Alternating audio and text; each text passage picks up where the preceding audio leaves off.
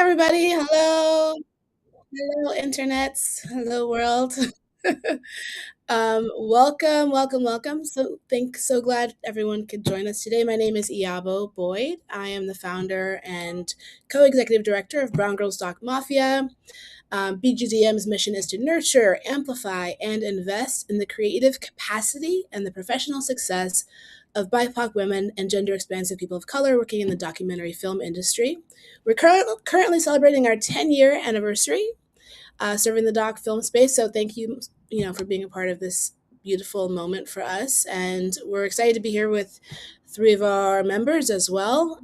Since 2015, Brown Girls Doc Mafia has cultivated an organic community of award-winning filmmakers and industry executives who are committed to bringing transcendent stories and visionary images to audiences around the world. Our work combines creative and professional development, community building, industry access, and funding to help ensure that our community of more than 5,000 artists and executives can pursue their craft and their careers from a place of care, abundance, and power.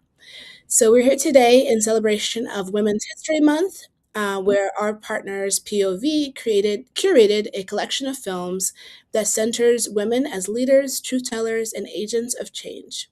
Today's conversation will feature three of the films and filmmakers centering power, resistance, and storytelling, and showcase the ways women across communities are navigating, challenging, and reimagining systems that shape our lives. Through documentary film, our panelists will bring forward stories that are deeply personal, but also connected to a larger movement's histories and collective futures. Today, we'll explore how storytelling can serve as a tool for visibility, memory, and transformation. So I am delighted to introduce you all to today's panelists. First, we're going to start with Emily Cohen-Ibanez. Hi, Emily. Hi. Emily is a Latinx filmmaker based in Oakland with a doctorate in anthropology from NYU. Her work blends lyricism and social activism, focusing on labor and environmental justice, and is known for its collaborative approach that challenges documentary's colonial legacy. Drawing from her Colombian and Syrian family history, her films explore migration, identity, and belonging. The film that Emily co-directed is called Soul in the Garden, and Soul in the Garden is a powerful meditation on freedom, healing, and self-reclamation.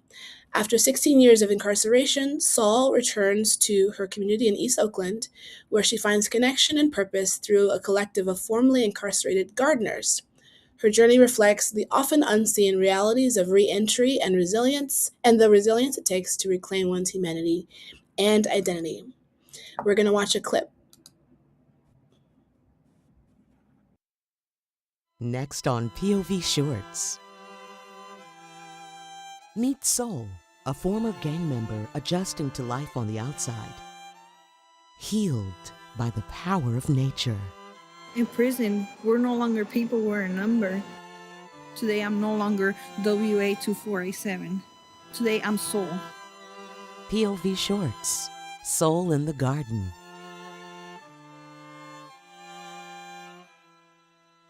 And then, an animated short from StoryCorps. You know, it's strange to get called out by the mother of civil rights. Animation's not Soul in the Garden. All right, very cool. And just noting that Soul in the Garden is also co-directed by Deborah Souza Silva, also BGDM member. Before we move, we're going to just do everyone's intros at the top and show some clips. So we're also here, and forgive me, Nessa, teach me how to say your last name. Is it Azimi? Yeah, that's right. We're here with Nessa Azimi, who is a New York City-based filmmaker who has worked on over a dozen documentaries across outlets including PBS Frontline, Al Jazeera, and National Geographic. 3 films she helped produce for Frontline were recognized with Emmy Awards. Driver, her first feature documentary about a long-haul trucker and her community of women drivers, premiered in competition at the Tribeca Film Festival in 2024 and had its broadcast premiere in 2025 in POV on POV PBS. Her work has been supported by Sundance, Catapult Film Fund, Doc Society, SF Film, IDA, Firelight, Points North, and more. So we heard a little bit about Driver, but I'll do the whole spiel. So Driver is a story of resilience, resistance, and collective power. After losing everything, Desiree Wood steps into a new life as a long haul trucker, where she joins a community of women navigating and challenging the harsh realities of the trucking industry. Together, they push back against systems that overlook their labor and their lives, forging new paths forward through solidarity and determination. All right, let's check out a clip for Driver. Next on POV, Desiree Wood takes a second lease on life as a long-haul trucker. I really liked having this little space all to myself. Under her leadership, a sisterhood of truckers rallies against an industry indifferent to their survival. Saw a lot of conditions where they were exploiting people like me, homeless, middle-aged women. Driver on POV.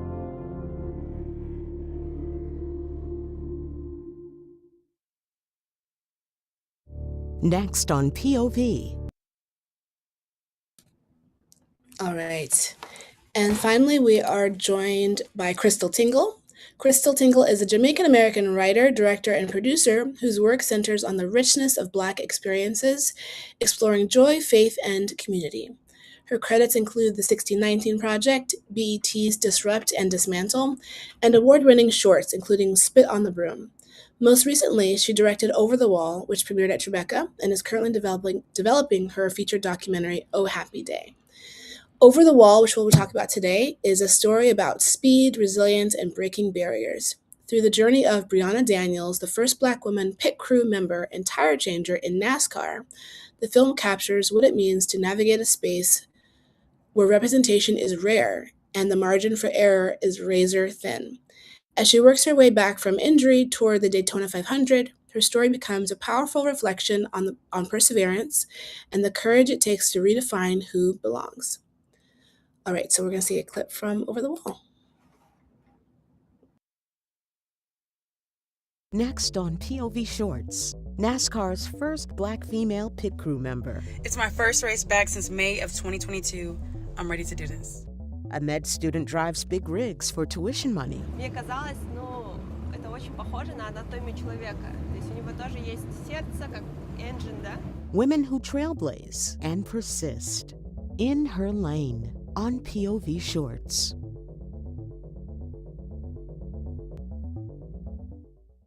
Next on POV Shorts, NASCAR's first.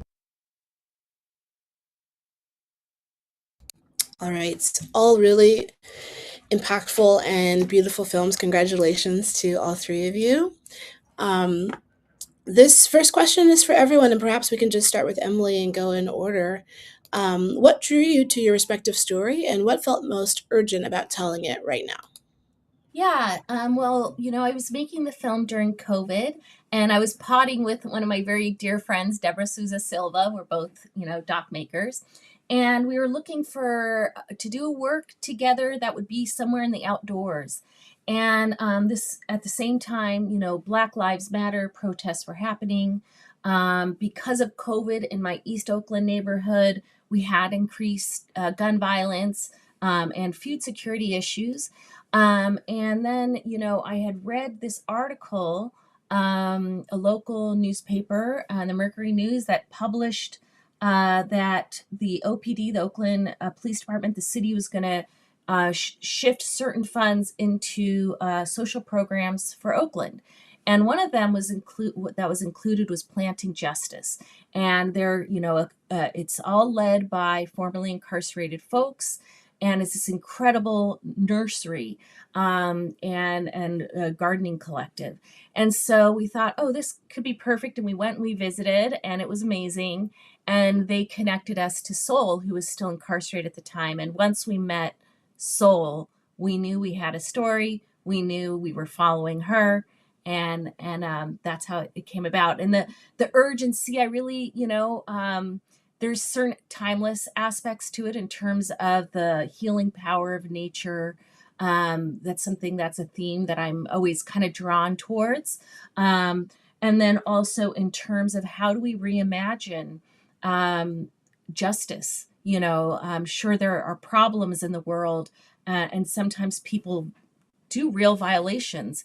But how women are treated in the prisons, where we have really high incident of rape and abuse that gets under-recognized, this isn't the right solution. And what we're seeing is in these sort of community-led solutions, they're really driving forward. People are finding their healing. There's room for restorative justice and ways to solve problems like food insecurity that really kind of plague us across this country and maybe across the world, right? So that was really, finding a pathway towards possibility. And we saw that in Seoul, and we saw that in this gardening collective. Beautiful. Thanks, Emily. Crystal, do you want to tell us about the same question? Yeah, what drew you to it, and what was the urgency in your mind behind the project? Well, actually, would love to take this opportunity to acknowledge Brown Girls Doc Mafia, because I think my film and my journey to the story really is a testament to the power of the community. I tell the backstory. I got a call from Karen Alvey, who I believe is also a member, and she was a supervising producer who was working with Firelight Media, who is a dear partner. And I got the recommendation from Po C. Tang, who's also a member, who was able to say there's a director in Los Angeles. They were looking for someone to tell. They didn't know quite the story yet, but they knew it was a sports story. And so we were just mining some of the stories that had come in. And Brianna was just this character who was irresistible and who had a story where the timing was quite right. But I just wanted to shout you out, Iabo, and the community, because it's just a testament to how all these things work together to create beautiful film. So yeah, Brianna, we met her at a place where she was had just had, I don't want to give too much away from the film, but just had a really kind of pivotal moment in her career in NASCAR as a pit crew member. She had accomplished so much historically, becoming the first Black woman in the pit crew. And we kind of met her at a point where she didn't know if she was going to be able to go back or not. So we thought it was just, in terms of timing, the right moment to capture that. And we also knew that we wanted to tell a story that depicted a fully whole woman, not someone who was just doing one thing, not just a Black woman who was achieving history, but a woman who had dreams and goals and a family, who was a Black woman in a predominantly male, obviously, sport and industry, predominantly white male sport and industry, who was a standout, but also really kind of dropped viewers into this world that was very immersive and told a full, well-rounded story. So exciting. I'm a F1 fan, so it's cool to see her out there. Nessa, please, the same question. What brought you to this story on the road, and what were the underlining points for urgency for you? Well, thanks for having me with you guys. I'm really excited to be here.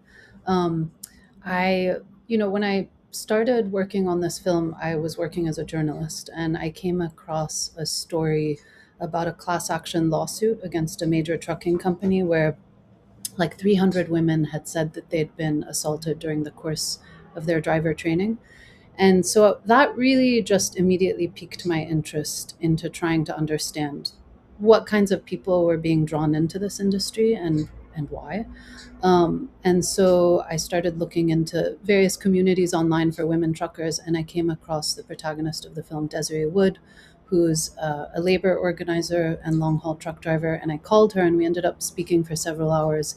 And I was just struck immediately by, well, one, the fact that she wanted to talk to me, a complete stranger, with such eagerness to share her experience as a driver and worker, but also just her incredible structural analysis of the industry. I mean, she was really able to make us an amazing kind of assessment of what it is to be a driver and sort of all of the structural forces against drivers.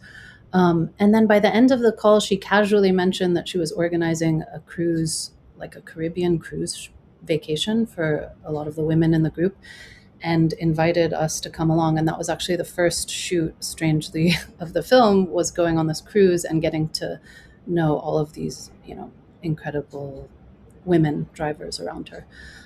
So that was sort of how it began.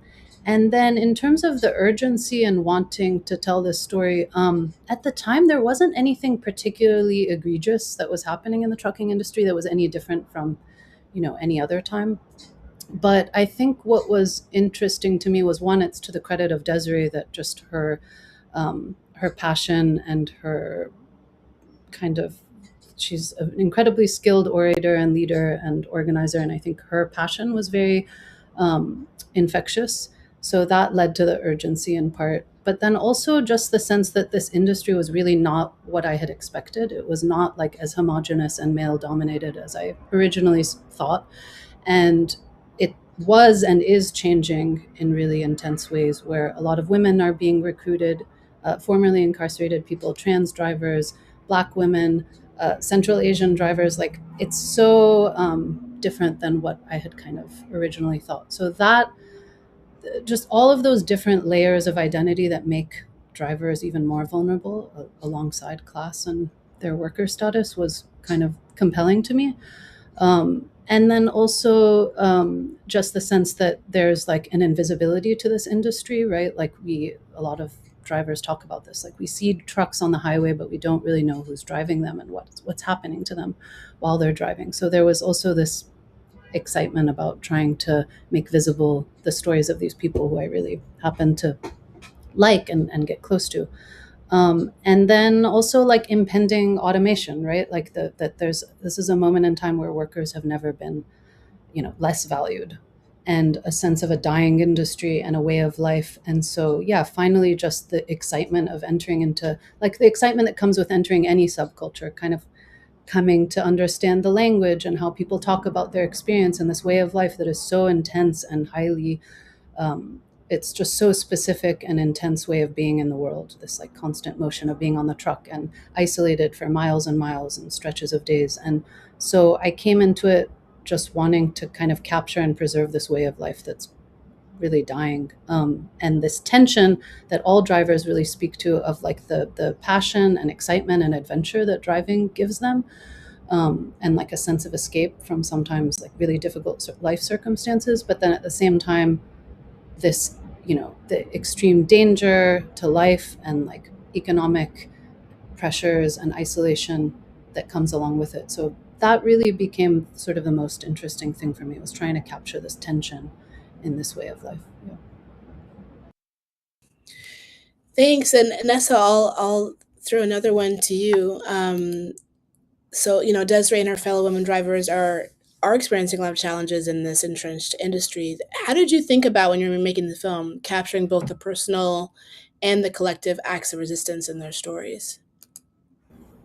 Well, I think at the beginning, it was, my original instinct was, because Desiree is so charismatic and has had this really interesting life and backstory that is worthy of like a Hollywood film or a novel, as all of the women are kind of like have these really insane backstories. So the original instinct was, it would be so easy to just make this hero narrative about Desiree, the organizer, like taking on this industry. And that was really seductive at first. And I hope someone makes that film about Desiree. But then it became clear in the edit that at some point, like, we didn't want to make a film that was just about the particularities of one person's story.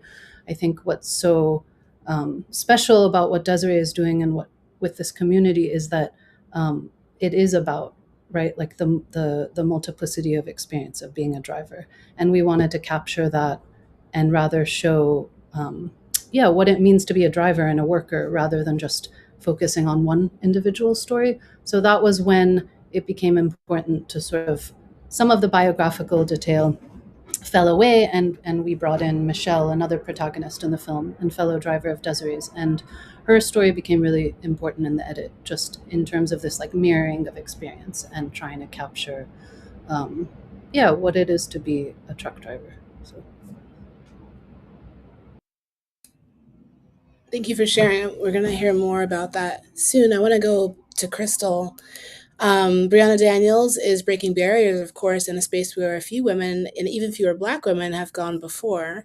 How did you approach telling a story about representation and resilience in such a high-pressure environment? Yeah, I think we kind of knew we had two stories to tell, if you will. It was the story of her journey, to pit road, and I love what Nessa was saying, like this world of driving and two different roads, obviously, but just kind of not really having an idea of what that is. I know was not a NASCAR fan or knew anything about it, so we knew we were going to kind of tell that story in terms of representation. But with Brianna, it came at a time too where she was largely a part of, I think, what Emily was talking about around George Floyd and all the resistance that was happening in the culture around that time.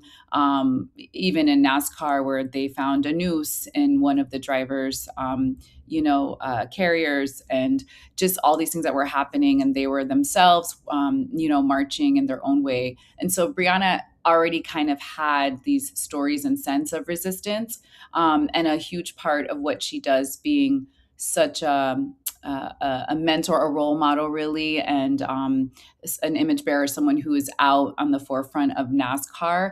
She's always been committed to resistance in a sense, and being the first Black woman to be a pit crew member, it kind of comes with the territory. So, we really wanted to make sure that we were highlighting that and that work that she was doing, and also demonstrating that her resistance also came through joy. Her resistance didn't just come through maybe marching or protesting or holding up a fist or a flag, but that her resistance came through being a young woman with dreams who was also an athlete. People think about NASCAR, they only think about the drivers. They don't think about the pit crew members who are just these stunning athletes. It's the physicality of it. One of my favorite moments in our film is where we kind of depict and describe the physicality and the athleticism of a pit crew member as almost like a dancer, almost like a symphony going on. I was thinking a lot about even Serena Williams playing tennis, thinking a lot about Misty Copeland as a ballerina, and thinking how that kind of physicality and dance and how much joy that brings to Brianna was even a part of the resistance, how she chooses to use her own body in the work that she does, the joy that she has, or that you even see among the pit crew members, seeing an all Black pit crew and the camaraderie and the kind of familial experience that they're having. All of that joy that kind of rises in it is in itself, I would say, a form of resistance.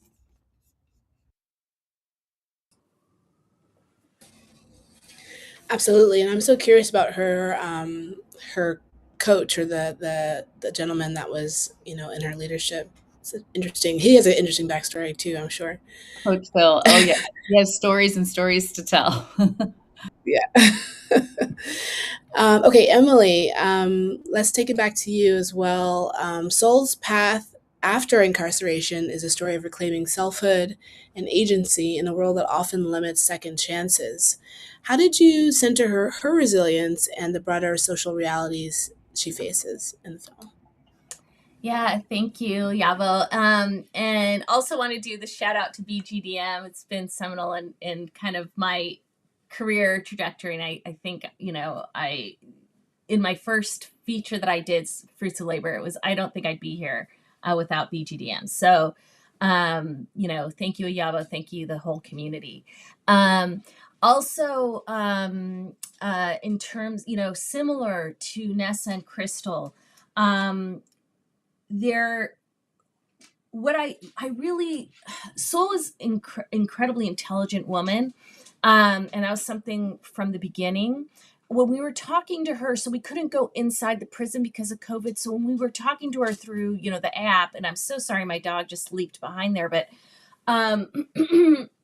when we spoke with her, she was already really thinking about garden design. She would often just be drawing gardens and understood gardening and design as a way to find freedom, even within incarceration. So that was really interesting and inspiring. And we started looking into the history of gardening and resistance. And you can find it in so many instances in history and today, from slave gardens in the US, where people were supplementing their poor food rations, and even in some cases being able to buy their freedom through selling at Sunday markets. Nelson Mandela talked about the freedom. The only freedom he really found during incarceration was his garden.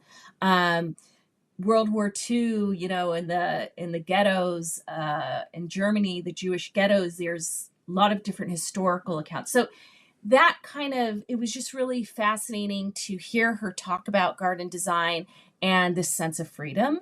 So that was, yes, very compelling, and seeing it in this larger kind of history. And then just as she was reintegrating to society outside of prison, this garden is just incredible, this collective of gardeners. And I now buy all my plants. I have the greatest diversity of tree species, actually, in the country. So I encourage you, look up Planting Justice. You can order online. Incredible plants, incredible knowledge around horticultural design. And so, yeah, I think it was about centering that joy in, finding this kind of sense of freedom in that kind of ritual. That's a slower ritual, different from the NASCAR. There is sort of this slowness in time. And for me, it was really, kind of mirrored the resilience that we need and the patience we need in filmmaking, and sort of cultivating the story and the slowness of these stories kind of blooming, and what that takes, and the kind of care. And so those were, I guess, centering care, centering community, relationships. Her relationship with plants and the garden design also kind of served metaphorically, which she, very directly talks about metaphors, and how she has that understanding of her own mind. And there's literature about how one decolonizes one's internal self and mind as a way to also be in the world and making structural change, that those have to kind of happen in tandem.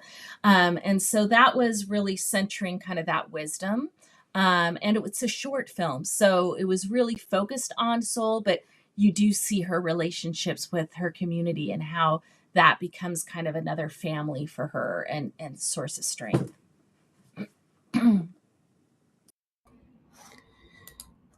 Yeah, I hope that I get to visit that garden at some point when I'm in Oakland next. It seems really beautiful there, and really program. It is really cool, and they have started, just really quickly now, a farm to table, pay what you can restaurant, and many other projects. They keep expanding. So very cool, very cool. Let's go back to Nessa. Talk a little bit more about community. The sisterhood among the drivers becomes a source of strength and advocacy. Can you talk about how the film explores this power of solidarity, mentorship, and shared leadership among women in challenging systems? Yeah. Oh, well, first, it's so beautiful to hear you both speak about your films, and I see a lot of resonance with, amongst these three kind of very different communities. But yeah, I think in Driver, I think like in any industry, the trucking industry is really good at separating people and keeping them apart, workers. And it's not just specific to this particular industry, but it's something that is endemic. And I felt like what I realized pretty quickly, spending a little bit of time with Desiree and all the other drivers, was when they did have these kind of rare moments to come together and hang out, it was like they just had this almost childlike excitement, because they could just relax and take a load off, but they also just had this excitement to be talking to people who understood like what they were going through on a day-to-day basis, and just the importance of like being able to pick up the phone while you're driving and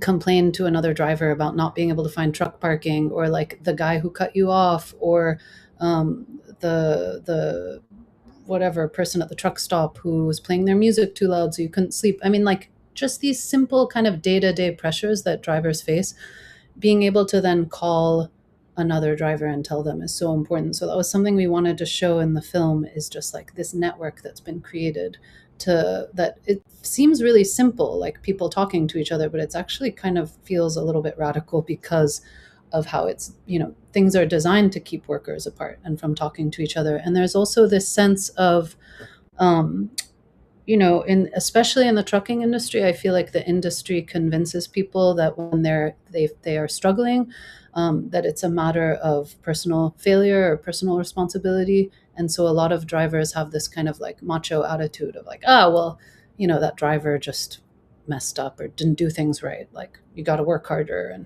And I think that the thing that happens when you have people talking to each other is they start to like recognize themselves not as individuals, but as part of a collective experience, and like start to understand the structural forces that are against them. So yeah, I think that's something really important that Desiree and these other women have done, is like to build solidarity and build connection just from this very shared experience that they have of this life. And yeah, in the film we capture, Desiree getting phone calls from drivers who are on the road who are struggling, who, like, if they didn't have someone to call, a lot of people just drop out or give up. There's so much kind of working against you as a truck driver or a worker in any context. So yeah, I think just this very simple togetherness and sharing of experience is extremely important, and it was kind of the most powerful thing that I saw happening with these women, along with the camaraderie, the joy, the like fun that they had together, which was also super important. Yeah, and I think that mentorship, like those phone calls that Desiree received, were very powerful, and I appreciate that there was someone there, who could help these women, you know, g- work through the challenges of the job and the community that they're in. So that's really heroic work on her behalf for sure. Um, Crystal, can we talk a bit more about the physical and emotional stakes of being a trailblazer that Brianna was experiencing? Like, how did you think about showing the intersection of her own personal courage and the systemic challenges at play in her world? Yeah, I think, part of it that was really some of the emotional stakes for her. The biggest one was she going to come back after this pivotal moment, in her career, in her life, and how hard she had to push and fight to, really make that happen. Those are some of the biggest, I think, emotional stakes. And also on her personal level, she had suffered, different kinds of challenges in her own personal life. And I'm taking my time because I don't want to spoil too much for anyone who hasn't seen the film. But there were things in her life, with her family, that really, she carried with her. And so some of that, we knew we wanted to include in the story. And that was really important because, again, Brianna is so much more than an athlete. So it was important, in the film, to make sure that, it being Women's History Month, right, that we demonstrate that, she's a whole and full woman. So, and then, and some of the other, physical stakes, obviously, was just within her body, her healing, and her recovery were some of those things that we really wanted to address. And speaking to her resilience again, I was really thinking a lot about the, kind of strong Black woman trope, if you will, and this idea that we come up against, challenges in life, whether physical or emotional, and we just kind of power through them all. And I thought it was really important to, create space for a bit of softness in Brianna, and juxtapose the physicality, and the sport and the high octane kind of testosterone, rah rah rah, vroom vroom vroom, driven nature of the film and the sport, with, a bit of softness in her story, and joy and levity, and, femininity, if you will, to kind of, balance out what kind of we have decided to define as resilience. It's not always being strong. Sometimes it's also being soft.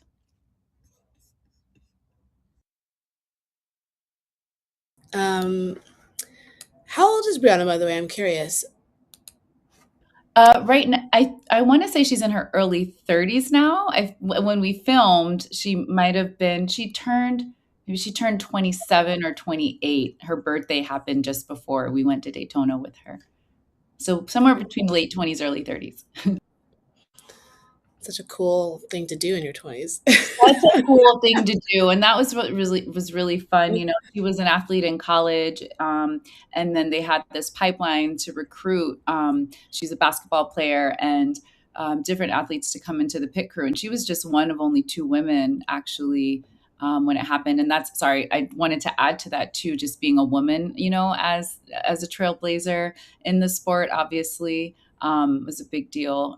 But yeah, it's a pretty remarkable career path to have at this age. And really cool too, because, you know, races are on weekends. So she has other pursuits and other dreams that she's pursuing during the week when she's not training. Very cool. So all of you have been making films for a really long time, and as we know, documentary filmmaking often gives participants a platform to reclaiming their narratives. How do you see your work functioning as a form of agency for both yourself as a filmmaker and the people whose stories you're telling? Emily, do you want to start us off? Yeah, thank you. Yeah. You know, I like to, well, film, it's not only collaboration between the team, and I think we could all feel this, you know, it's also the folks who are in front of the lens, you know, in front of your camera that you're collaborating with, whether it's documentary or fiction, there's elements that are shared there.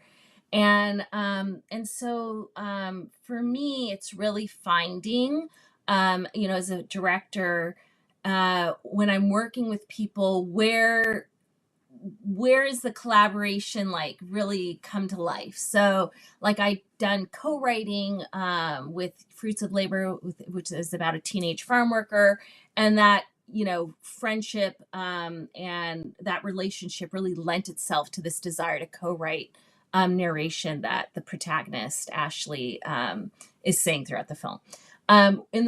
In Soul in the Garden, here we have someone who really is this like burgeoning activist and is an incredible public speaker. So most of the time, the film is being represented with Soul as the speaker. And we'd had a funding for an impact campaign. So she became our impact producer.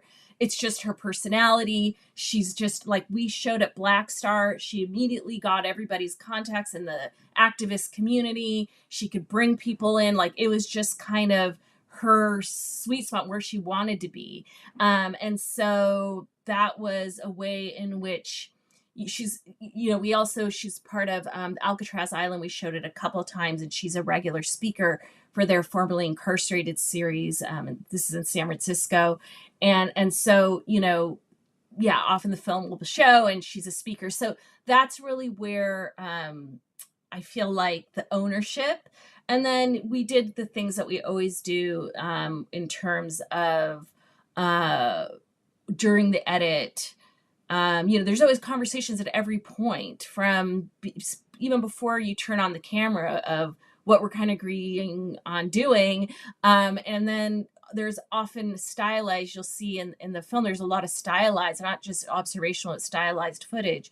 And that was sort of us coming together and even looking at what colors to wear and getting dresses. And, you know, I mean, there's a certain kind of fun in creating the scenes that we're doing collaboratively. Yeah, so the process, but also through the edit. So in terms of the community and how, you know, neither Deborah or I have been formally incarcerated. So that was really important. So we did a series of community feedback screenings. So we do like a barbecue at the garden and show and really get feedback as we were editing. So that was really important to have that part of the process, which I think is, you know, common in a lot of independent documentaries. So in that sense, and then in terms of for myself as a filmmaker, you know, I love working with women. You know, I work with women and men, but I love having a predominantly women team and folks that I'm working on with screen. And I think, you know, I've had different experiences in life And that has really empowered me to be able to become a storyteller in an effective way, and in relationships that feel exciting, that feel generative and supportive. And so that's how I would answer your question. And Nessa, coming to you, like, what are your thoughts on this concept of agency, both from in helping tell the story of the person on the screen, but also your agency within being the storyteller behind the camera? And I would love to hear a little bit too about like being in the truck, and how that time spent affected your relationship or experience with like what Desiree and the other women were going through, or how they were living their lives. Mm-hmm. Okay, I'll try not to repeat what Emily said because I think a lot of it resonates as well. But I mean, I'd say first, like making an independent film is such a crazy pursuit, and I feel like part of the way that I was lucky in the sense that like part of the way I was able to sustain this filmmaking process was because of Desiree and Michelle and all of these drivers. Like I was very fed by them. It was a sort of incredible relationship where they really inspired and supported the process along the way. And I think it was that relationship that I built with them that enabled me to feel like I wanted to keep making this film. So that's one thing I'll say up front. And the other thing is, having worked in television for a long time, I think one of the frustrations that I had along with a lot of my collaborators is that you make a film and you make it within a very specific format, and you really don't have a final cut or a final say in the story that you want to tell necessarily. So I think I had some frustration before making Driver in the sense of like getting people's trust, having them sometimes relive really traumatic things in their lives for the purpose of capturing it for a program that was going to be seen on TV. And then sometimes the program wouldn't air and they would just can it and it would disappear, or like they would cut it in a way that felt, disempowering to the people who had shared their stories, or at worst, like disrespectful. Not going to name any names of like TV, but just, this is an experience everyone has when they work in TV. And I've had good experiences and bad. But I think there was this sense of wanting to have more control over the narrative and over the story that I wanted to tell. And because you have a big responsibility to the people that you're engaging with, obviously, and once it's taken out of your hands, it's sort of like anything goes. And that was sort of one of the driving reasons why I wanted to make this film independently. And then, besides that, there's also, I think, there was a way in which you asked about like the experience of being on the truck and stuff. I mean, there's a way in which I took a really long time making the film, partly because it was, like the fundraising is difficult and all independently funded by grants.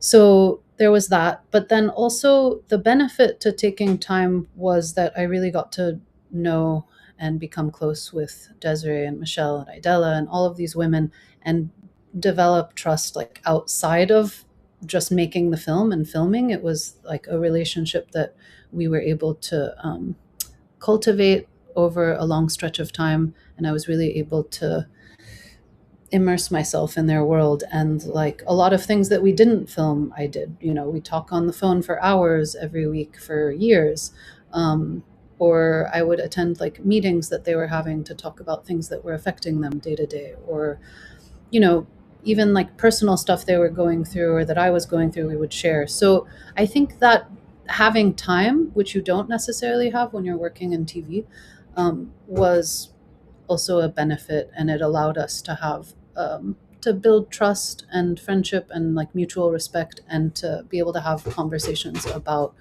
what we wanted the film to be, and what we wanted it to capture. I think ultimately also like the experience of being in the truck was one that was quite humbling, because you're like, regardless of the fact that we are very close and developed this trust, it's like you're entering into someone's home essentially on the truck. It's where a lot of drivers live. Some drivers, that is the only place that they live. Like that's their home. And they spend all their time on the truck, and they spend all their time alone, and they're often people who want to be alone. So coming on the truck with a camera, like me, a cinematographer and a camera, it was like a very delicate thing that to sort of navigate, and it wasn't always easy, and it was I think a really big learning experience to kind of try and navigate that with sensitivity and understanding when it did get difficult for some of the drivers, for us being there. So I don't think it's perfect, I don't think it's like there's any perfect way of trying to tell someone's story in a documentary. Like, there's always a power dynamic. At the end of the day, even though we didn't have executives telling us what to do with the film, it's like, I'm going to make a final call, and I'm going to try and honor the people in the film and capture with some authenticity their experience. But it's just, it's inherently imbalanced. And I think, I hope that at the end, what we all come away with is, that the drivers, and I think they, mostly I would say I was happy with the kind of reception that they had. I was so nervous, but I think, just, I don't know what I'm trying to say. I'm going on a tangent, but just that finally, despite the power dynamic, there's just this, you make your best effort as a filmmaker to really deliver something that is authentic and has some meaning for the people in the film. And whether that happens or not is just kind of a gamble, but you do your best, I guess. Hear that. Well, you all did amazing work on these projects. And one last quick lightning round as we head off. What's one insight or lesson you've learned from the women that you've documented that continues to resonate with you as a filmmaker? Crystal, do you want to start us off? Oh, lightning. I might have to go last on that one. I mean, look, I would say have fun. I mean, it's not deep, but it's important, and also I would also say the training. I have been doing a lot of strength training since I met Brianna, and it's been really, life-changing for me. So I really, it's not lost on me how important it is for, even as a filmmaker, to make sure that we're physically fit and healthy. So the training, and have fun. Yeah. Great. Emily? Yeah, I love that. Have fun. I think that's incredibly important, especially now. And then I would say just sort of the kind of care that, this building relationships, caring for the land, all those things are things that I take with me and into my own gardening practice. So I learned a lot from Sol on how to kind of, look at the gardening process in a way that serves the mind and the spirit. Wow, nice. I guess I'm just going to echo both of you and say that I think, one of the most important things I learned was also just like have fun, because the filmmaking process is similarly like a really difficult process. But what's the point of it if you're not just enjoying as well? And I think that that's something that I saw with all of the drivers, was like, despite the fact that the work is so difficult, it's like their sense of humor and way of moving through it by having a good time was really stuck with me. And also I think oh god, I'm blanking out. I can't remember. But the fun thing, and then also this fact of like spending time and really taking the time to invest in friendship and in sharing your story with others and being vulnerable and like receiving and giving back. And I think that's the only thing that really remains, especially in the trucking industry, but anywhere. It's like all these structures are so messed up, right? And like all we can do is really, you can fight, but like part of that fighting is just finding a way to exist within these messed up systems through our relationships with one another. And just that like pure joy, friendship, and like fun is a really important and necessary way of moving through this life. So yeah, that's something I learned from them. Thanks, Nessa. Yeah, I feel like this all connects really well to BGDM being partners on this particular broadcast, and it's been my pleasure to be here with the three of you and to have you in the Brown Girls community as well. Yeah, this is what we're all about, the connection you're talking about and these different worlds, and also in our world in the film industry and the challenges that we face. It's really important to continue to breed that connection and investing in ourselves and uplifting each other. So I'm proud to be a part of that community with you all. Thank you so much again, and congratulations on your projects. Thanks to POV and the American Documentary for believing in these projects and investing in these amazing filmmakers. And yeah, this is a part of the Women's History Month curation at POV. So please check out their website. You have a few days left to watch these films. They're all really beautiful. Driver is a feature, the other two are short. So definitely worth taking a little bit of time to check them out.